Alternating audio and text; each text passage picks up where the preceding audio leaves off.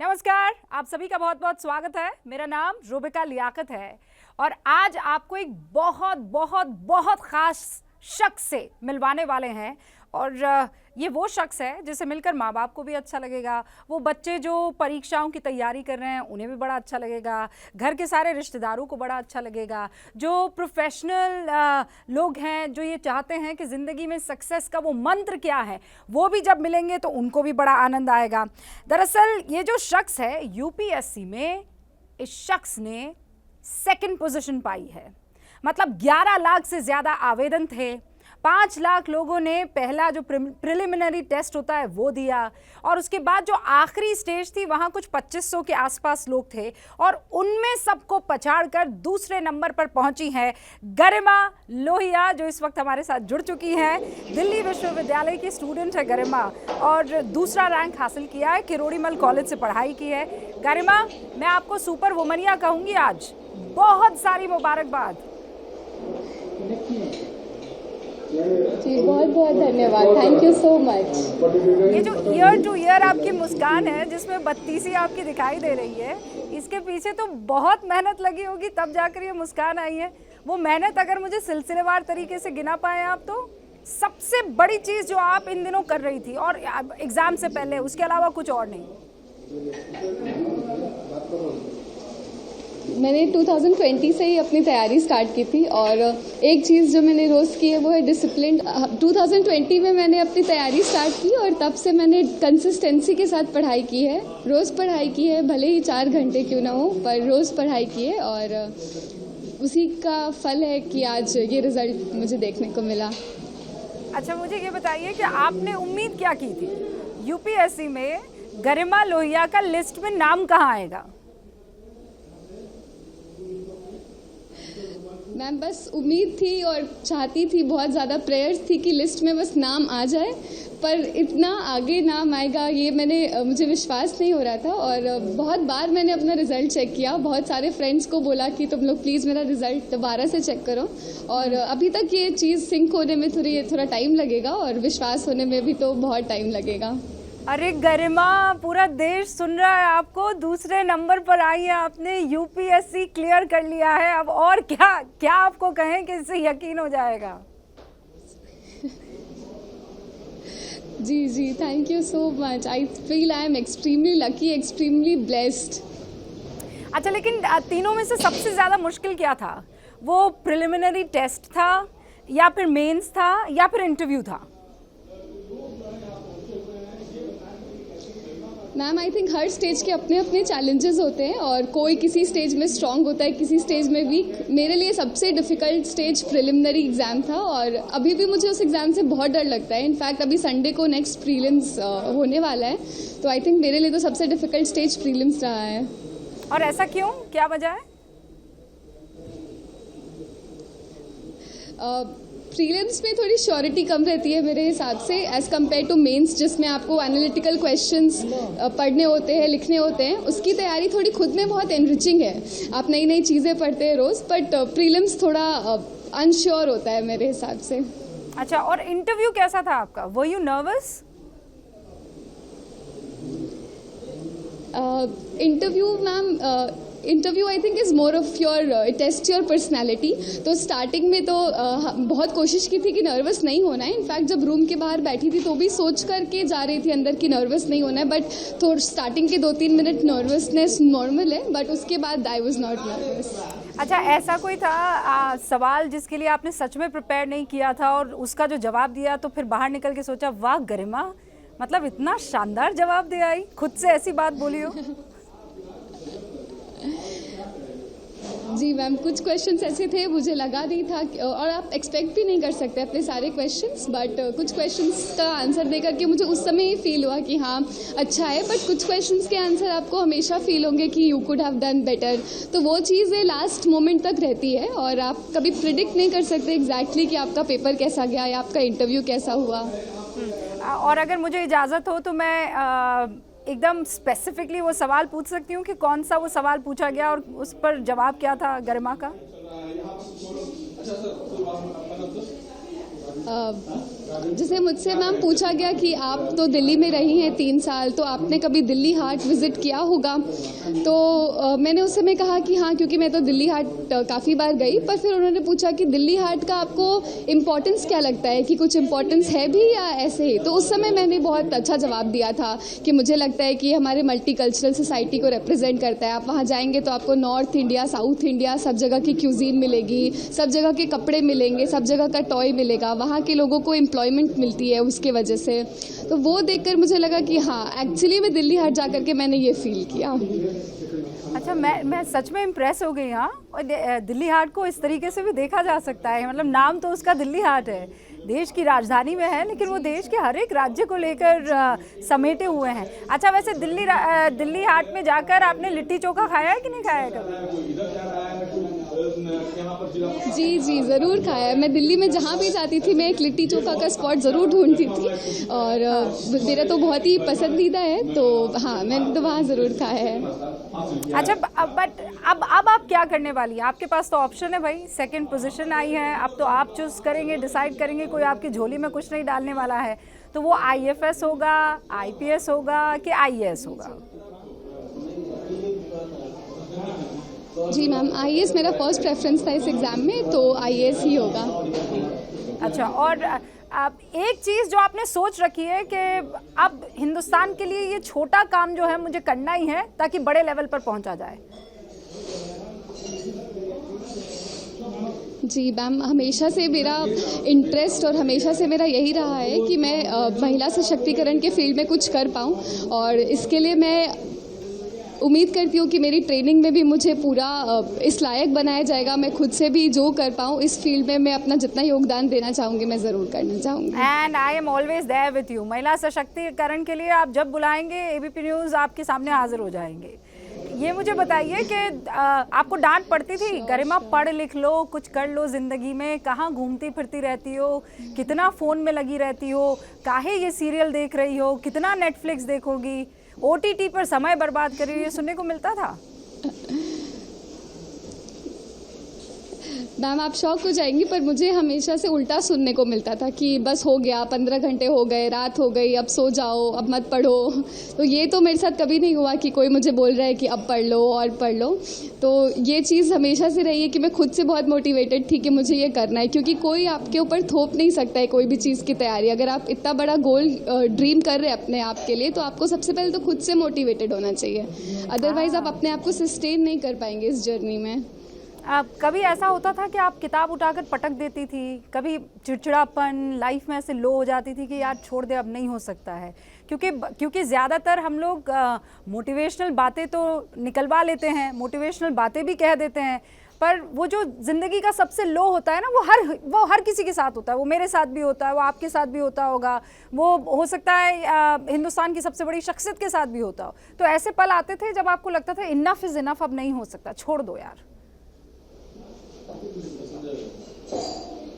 Ji ma'am, I think सब aspirant की life में ऐसा टाइम आता ही है। लास्ट ईयर मेरा प्री क्वालिफाई नहीं हुआ था, तो उस समय आई थिंक 20 डेज तक यही फेज चला था कि क्यों स्टार्ट कर दिया, इससे अच्छा कुछ और कर लेते। बट इतने सारे लो फेज के बाद भी आप अपने आप को कैसे मोटिवेट करते, अगले दिन कैसे पढ़ने बैठते, all that, this is all which will make the difference for you. और दोनों में से, माँ बाप में से ज़्यादा दोस्ताना रवैया कौन अपनाता था और स्ट्रिक्ट कौन रहता था? मैम, मेरे पापा का तो डेथ हो गया 2015 में, बट मेरी मम्मा मेरे साथ उन्होंने पढ़ाई की। आई थिंक उन्होंने भी पूरी तैयारी की है मेरे साथ साथ, रात भर जग कर, और जब भी मैं लो होती तो उनसे ही बात करती। आई थिंक उनका पूरा कंट्रीब्यूशन रहा है इस एग्ज़ाम में। हाँ, तो ये महिला सशक्तिकरण तो आपने घर ही से शुरू कर दिया ना गरिमा? माँ ने आपको सशक्त बनाया, और आप बाकी महिलाओं को और पूरी सोसाइटी को एट लार्ज सशक्त बनाने वाली है। जी मैम, यही कोशिश रहेगी। तो क्या किया, मतलब पहला रिएक्शन आपका क्या था जब जैसे ही ये रिजल्ट मिला? आपने अपनी माँ को कैसे ग्रीट किया, मैं ये जानना चाहती हूँ गरिमा। पहले तो मैम विश्वास नहीं हो रहा था। हम लोग सब बैठे हुए थे, रिज़ल्ट बार बार चेक कर रहे थे क्योंकि सुबह से हम रिज़ल्ट चेक कर रहे थे। फिर जब आया तो पहले तो नाम चेक किया कि लिस्ट में है, तो मम्मा बहुत खुश हो गई कि लिस्ट में नाम है। फिर मैंने बताया कि रैंक 2 है, तो फिर उन्हें बहुत खुशी हुई और बहुत ऐसा लगा कि इतना बड़ा तपस्या अब फल ले आया। तो आपने गाया, उछली, नाचा, चीखी, क्या किया? क्या what was your first reaction कि एकदम स्तब्ध हो गई, खामोश हो गई? सब कुछ किया। I started to cry, it was my first reaction. I started to cry कि मुझे विश्वास नहीं हो रहा था, and I kept crying and then फिर मुझे लगा कि हाँ, इट्स ट्रू, इट्स रियल। अच्छा, अभी तो घर पे मेला लगा होगा गरिमा? जी जी जी। सारे रिश्तेदार आए होंगे, सब आपसे मुलाकात करने आए होंगे। इनमें से बहुत से ऐसे भी होंगे जिनको आप पर बिल्कुल यकीन नहीं होगा।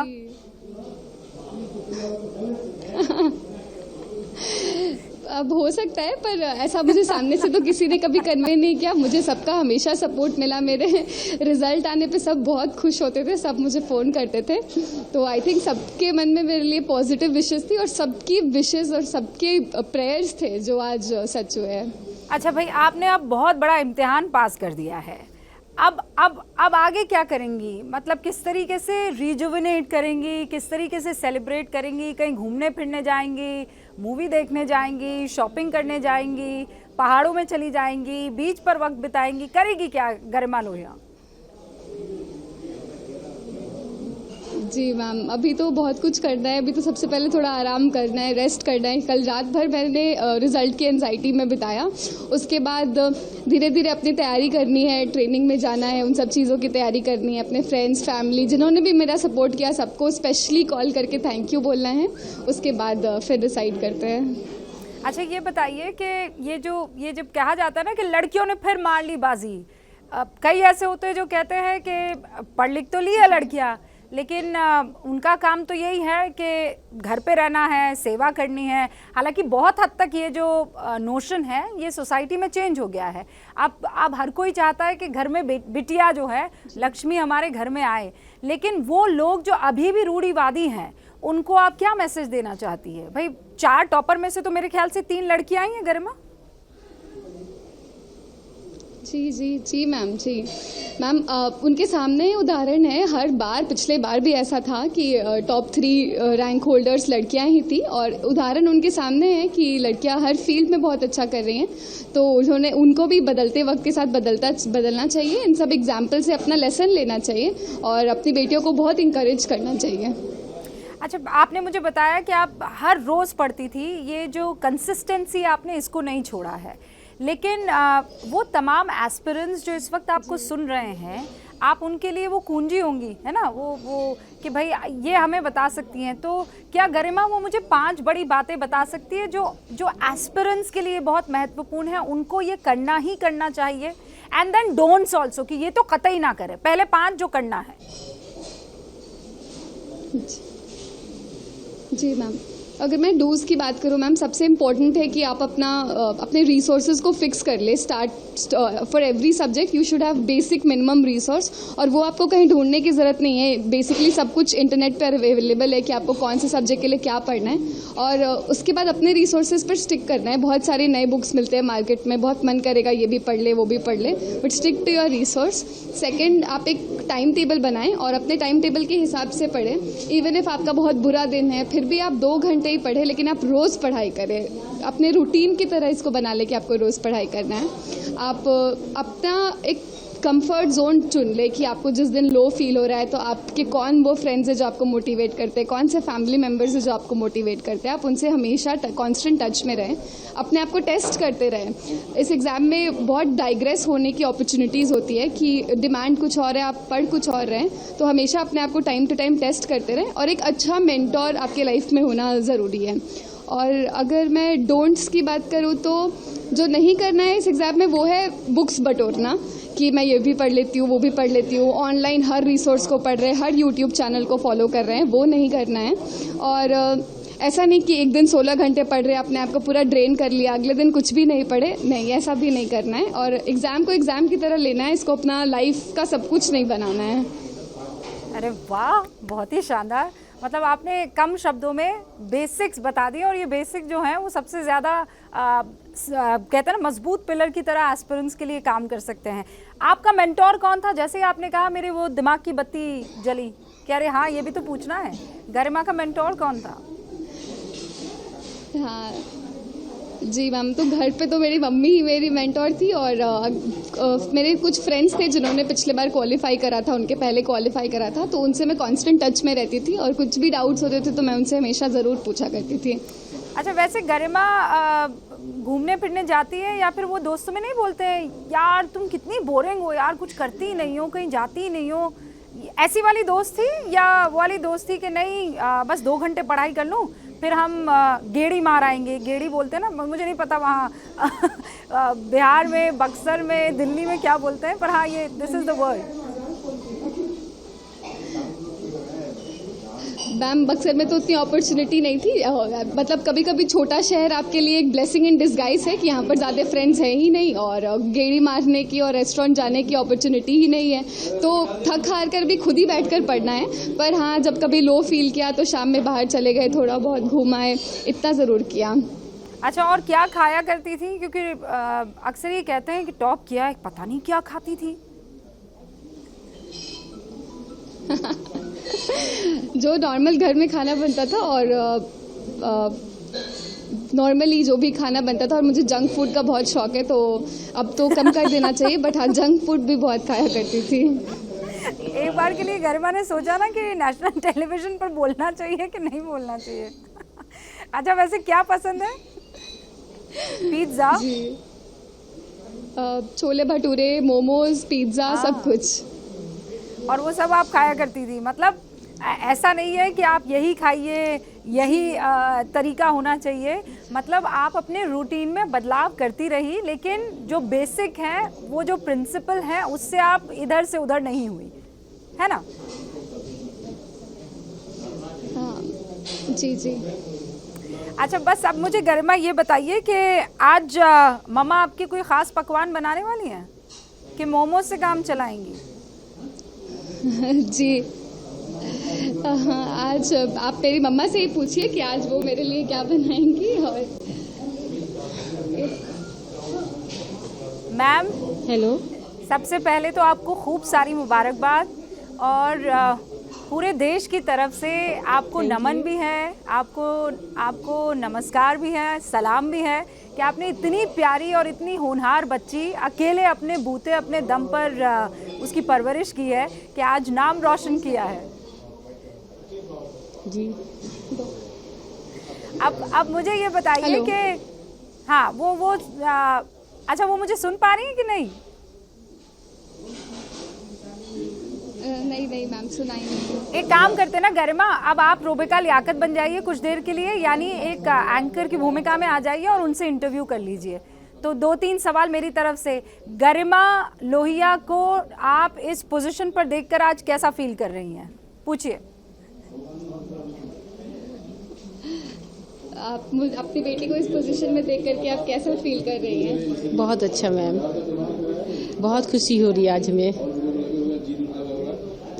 अच्छा, अब ये बताइए आज आप क्या बनाने वाली हैं अपनी गरिमा के लिए?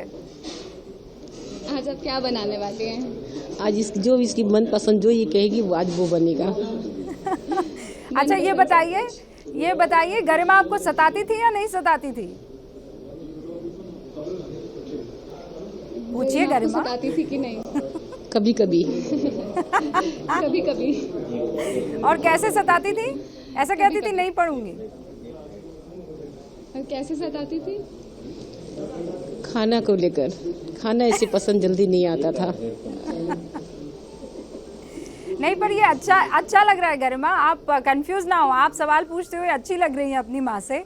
अब ये बताइए कि बेटी ने आपको इतना शानदार तोहफा दिया है, अब ये बताइए आप तोहफे में गरिमा को क्या देने वाली हैं? गरिमा, ये मैं आपके फेवर वाला सवाल पूछ रही हूँ, जल्दी पूछ लीजिए। तोहफे में गरिमा को क्या देने वाली हैं? इसको जो चाहिए बताएगी, जो चाहिए सब देगी। तो आपको क्या चाहिए गरिमा अपनी माँ से? अब मम्मी का ब्लेसिंग्स बहुत है मेरे लिए, और बाकी तो धीरे धीरे सोच कर डिसाइड कर कर अपना वन टाइम अपॉर्चुनिटी है तो अच्छे से अपने लिए गिफ्ट चूज कर ज़रूर करूँगी। All the best to you. Ma'am को खूब सारा प्यार और आपको Thank खूब you so सारा much. खूब सारी good wishes. All the best to you Garima. आपकी हर मन्नत, हर दुआ जो है हिंदुस्तान को आगे बढ़ाने के लिए लगातार हमारी तरफ से मिलती रहेगी। All the best, congratulations once again. Thank you so much, thank you so much. तो ये थी गरिमा लोहिया जो कि यूपीएससी में दूसरे नंबर पर सबको आकर हैरान कर चुकी हैं और इन्होंने अपना मन बना लिया है। ये महिलाओं के लिए, उस आबादी के लिए जिसकी वजह से हिंदुस्तान चमक रहा है और दमक रहा है, और मजबूती से काम करेंगी, उन्हें मजबूत किरदार बनाने वाली हैं। फिलहाल कुछ देर के लिए रुक रहे हैं। आप देखते रहिए एबीपी न्यूज़।